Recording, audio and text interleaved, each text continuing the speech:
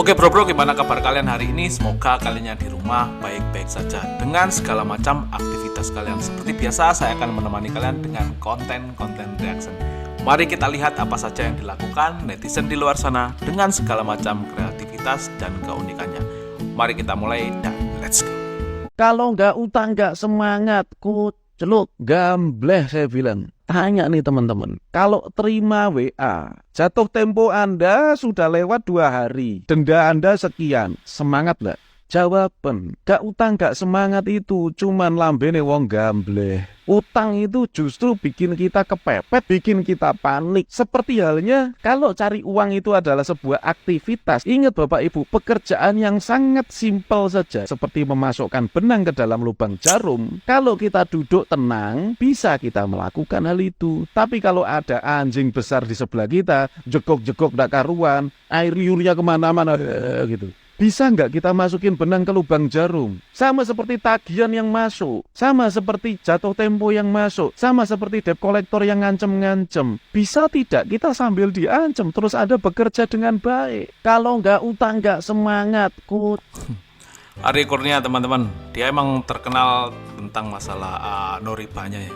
Buat kalian yang suka masalah pembahasan finansial untuk upgrade skill kalian, untuk self development, silakan ikutin Ari Kurnia. Lebih mengarah ke teman-teman yang pengen menjadi wirausaha, intinya kayak gitu, bisnis sendiri, silakan diikutin. Bagus kok dia. Oke, next. Lek umpama awake iki urip neng zamane Kanjeng Nabi ngono, paling awake iki dadi bola pleke Nuaiman lho lek, bolone sahabate Kanjeng Nabi yang tukang mendem lho lek. Iya.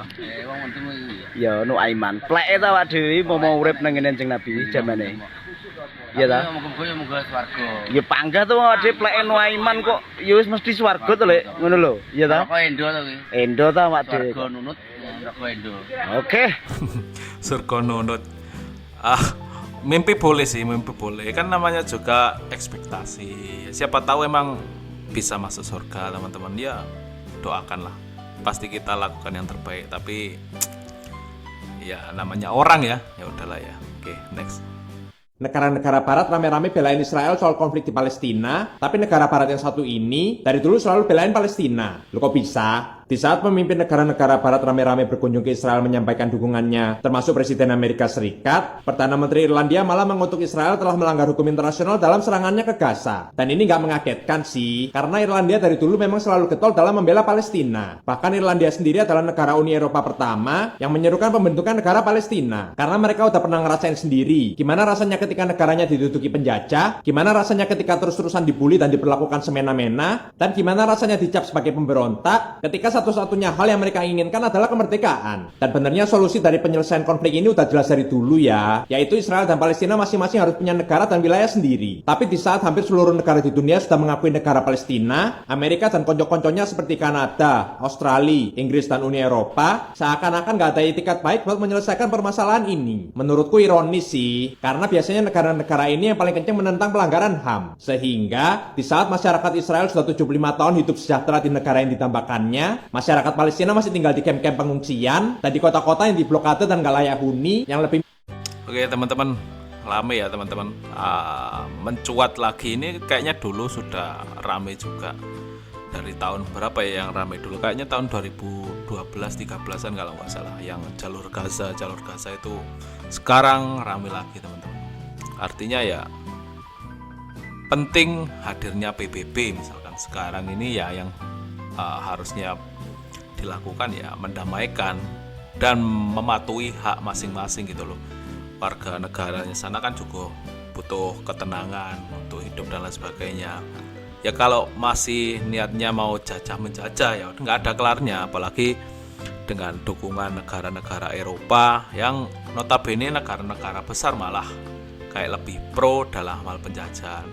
Untuk maksudnya di belakangnya saya nggak begitu detail pahamnya teman-teman, tapi untuk masalah hak asasi ini harusnya PBB berperan lebih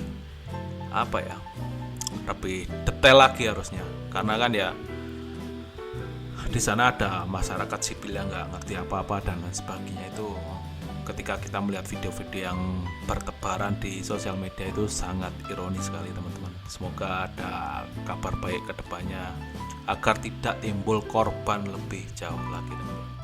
Oke, next. Aku banyak organisasi sih. Organisasi lah. Apa sih? Lanjut. Salting ya, iya. Apa sih? Untung dia nggak kuliah. Ah, Kalau kuliah masuknya mahasiswa pecinta alam. Iya.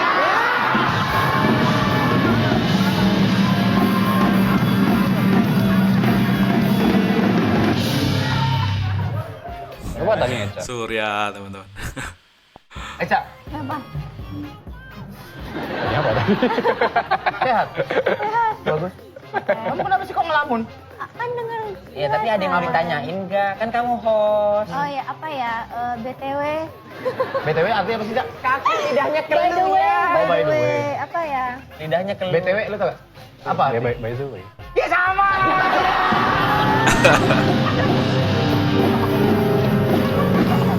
Kelihatan teman-teman, Eca mukanya canggung ya. Nggak ngerti ada apa ini antara Eca Aura sama si Alam Ganjar ini teman-teman. Itu 2 kali loh. Aku mulai mencuat ya anaknya Pak Ganjar ini teman-teman, Alam, karena mungkin dia punya persona yang baik teman-teman.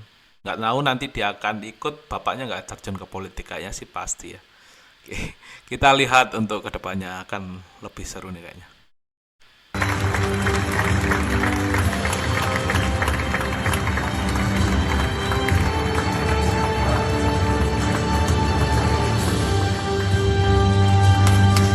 Di balik kontroversi Bang Messi kemarin yang merebut Ballon d'Or teman-teman, di antaranya padahal di bawahnya ada yang lebih cemerlang menurut banyak netizen, yaitu Erling Haaland yang menang triple winner, menang 3 piala semuanya disabet tapi kalah dengan Bang Messi teman-teman. Nggak ngerti, ini banyak yang menuai kontroversi juga, artinya apakah emang gara-gara Piala Dunia Messi itu emang layak di Ballon d'Or, tapi banyak juga yang menyayangkan, artinya ya yang muda ini kok malah nggak dikasih kesempatan, artinya malah masih eranya Messi gitu loh. Menurut saya sih Haaland lah teman-teman buat yang harusnya kemarin itu, karena sangat-sangat overpower kemarin itu ya di musim lalu, 1 tahun lalu itu Haaland bener-bener gila teman-teman di Manchester City. Oke, next.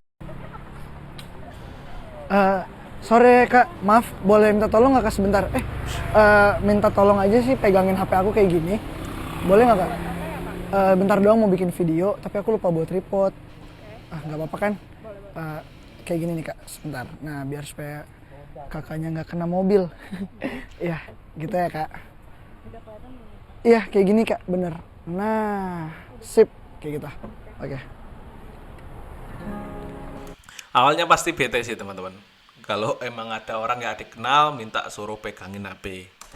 Inikah rasanya terluka, sakit karena tidak dicinta. Katanya sih untung ya dia suaranya enak kayak gitu ya.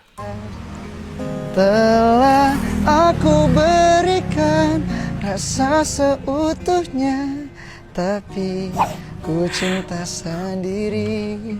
Inikah rasanya kecewa, cinta bertepuk sebelah tangan.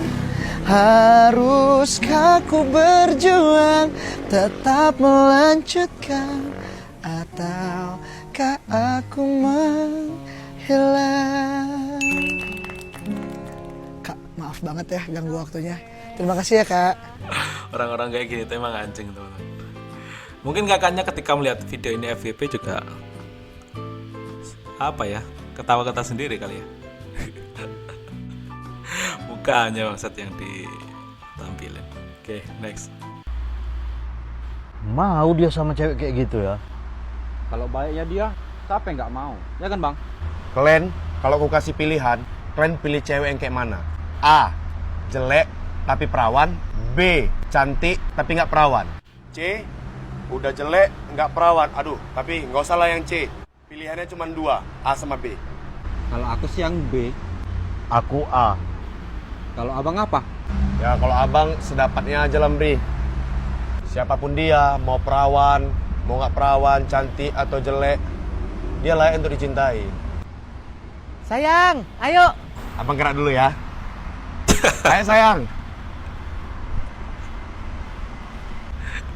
Yang C pacarnya A. Komplikasi. Yang C pacarnya. Berarti udah nggak perawan. Tahu dari mana? Mantanku itu pas SMA.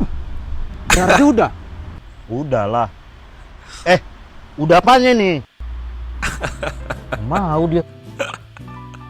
Mantannya yang SMP aja. Berarti jawaban dia yang C tadi, makanya dia nggak milih. Oke, next. Salah satu game gue, lu mungkin nggak ngerti ya, tapi salah satu game yang gue suka namanya Dark Soul. Itu kita jadi prajurit, Pak. Gue tahu, Pak. Lu main Dark Soul? Dark Soul kan? Iya. Tahu gue. Yang kayak gimana? Itu yang kita jadi prajurit. Pak, gue pengen nge-blend nih pada tadi. Lu jangan lu itu nggak? Oke. Lu jadi prajurit. Jadi nih. prajurit. Dark Soul. Pakai pedang nih, Pak. Pakai pedang, pakai perisai gitu. Kayak ya. Warcraft gitu. Mirip Warcraft. Ya, mirip Warcraft gitulah. Terus dan itu susah banget gamenya. Oke. Jadi Kenapa? kita harus ngafalin si musuhnya ini nyerangnya gimana. Kita harus ngafalin. Kalau dia mukul, gue nangisnya gimana. Gue hindarnya gimana ya kan. Di awal-awal nikah, gue lagi suka banget main itu. Dark Soul. Nah, Anissa ini kan nggak tahu ya. Setelah nikah kan dia pertama kali tinggal serumah sama gue kan. Dia kan nggak tahu gue orangnya gimana. Jadi dia nggak tahu adalah saking sukanya gue berimajinasi. Kalau di rumah, gue suka pura-pura ada monster di depan gue, Pak. Di umur 35, 34 itu, Pak. Gue lagi di dapur kayak itu, Pak. Nah, Itu makin memperkuat statement gue lagi. nah udah kan? Lu lagi masak gitu? Nggak lagi masak, lagi mau ngambil minum misalnya kayak mau ngambil minum nih, monster gitu. Kayak. Gitu. Salah satu game gue, lu mungkin nggak ngerti ya, tapi salah satu game yang gue suka namanya Dark Soul. Absurd sekali anjing yang di Raditya Dika anjing. Sampai ke bawah ke dunia nyata anjir. Next. Ganjar Mahfud, Meta Mega, Israel. Apakah Jawa Timur tempat perebutan Lord untuk menentukan kemenangan permainan? Gimana menurut kalian draft pick dari PDIP jika disandingkan dengan Pak Anies Caimin? Bisakah bertahan sampai late game atau malah tersungkur di early game? Pemilihan Pak Mahfud sebagai cawapres dari PDIP juga memberikan tanda tanya besar. Apakah jati diri dan keberanian Pak Mahfud tidak tergilas oleh kekuasaan sebagai sosok yang dikenal tegas dalam penegakan hukum, meskipun tendensi masih menyoal soal rekam jejak partai serta janji-janji manis hanya untuk mendulang suara. Mari kita lihat seperti apa jalan menuju aksi nyatanya. Sepertinya PDIP sadar jika tidak menghadirkan sosok kuat dari Jawa Timur akan mempengaruhi jumlah suara pencalonan Pak Ganjar. Menurut pendataan KPU, pemilih terbesar di Pulau Jawa banyak berada di Provinsi Jawa Barat dan Jawa Timur. Setidaknya, Jatim memiliki pemilih lebih dari 30 juta orang, menyusul Jawa Tengah dan DKI Jakarta. Jawa Timur akan menjadi ajang perebutan suara.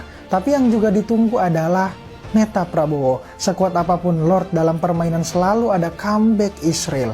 Lantas seperti apa strategi dari koalisi Indonesia Maju dalam membaca serta membalikkan keadaan permainan ini? Udah nentuin pilih. Oke, Ganjar Mahfud, Meta Mega Israel. Buat kalian yang suka dengan isu-isu politik ya, sekarang emang lagi hangat-hangatnya teman-teman terkait masalah pilpres. Cuma kita harus sekali lagi kita harus melihat dari value apa yang kita pilih teman-teman, berdasarkan dia berbobot isinya, kemudian strategi untuk Indonesia ke depan. Pastinya kan kalian nggak buta dalam memilih, istilahnya ya sebagai warga negara yang baik ya pasti kalian punya dan ingin negara kita lebih baik, intinya kayak gitu teman-teman. Jadi ya pilihnya bukan karena ikut-ikutan harusnya, tapi kalian tahu apa yang kalian pilih itu dia punya sesuatu, punya value yang lebih buat nanti kepemimpinan. Dan kalau untuk sekarang mungkin belum tergambarkan, tapi nanti ketika ada debat dan lain sebagainya itu pasti terbukalah mana yang lebih pintar dan enggak, intinya kayak gitu. Oke teman-teman, sekian dari saya mungkin di video kali ini, semoga ada yang bermanfaat dan ada yang menghibur kalian, dan ada kurang lebihnya saya mohon maaf buat kalian. Dan yang penting kalian buat yang masih pengen menuju cita-cita kalian, tetap push semangat kalian, tetap push goal kalian. Ya apapun dengan kondisi kalian tetap semangat aja. Oke, ketemu di konten selanjutnya dan siap.